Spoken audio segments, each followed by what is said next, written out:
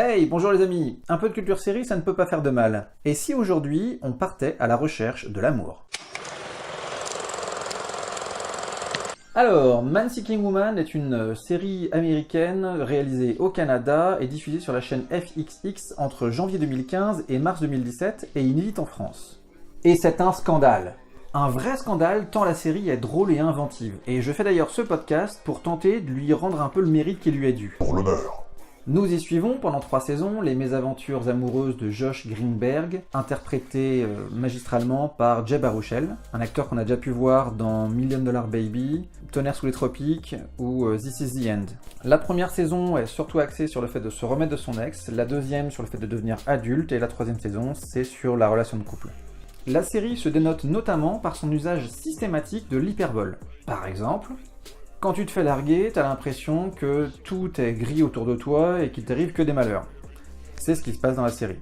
Quand la sœur de Josh lui organise un blind date, c'est avec un troll. Un véritable troll. Je me suis dit que vous iriez super bien ensemble. Quand son ex se remet avec quelqu'un, c'est avec Hitler. Mais genre le vrai Hitler. Celui qui a disparu depuis plus de 50 ans. Et tout le monde à part Josh trouve ça normal. Mais c'est parce que pour toi, le premier mec que retrouve ton ex après toi, ce sera toujours le pire salopard sur Terre. Oh, quand sa mère apprend que Josh a une nouvelle petite amie, elle lui fait vivre un véritable interrogatoire, scène de torture incluse. C'est souvent très bien senti et extrêmement drôle. Comme quand la main de Josh le quitte, littéralement, car lassé de la monotonie de sa masturbation devant des pornos sur internet. On l'a tous connu ça, non? Non? Pourquoi est-ce que vous devez voir cette série? Pour toutes les raisons que je viens de donner. Pour la justesse des situations, aussi exagérées soient-elles, on peut tous s'y retrouver à un moment donné. J'aime aussi le fait que la série soit terminée, parce qu'on est dans un vrai cycle. Se remettre d'une rupture, rechercher et rencontrer l'amour, vivre une relation de couple. 3 saisons, et on s'arrête quand c'est encore drôle.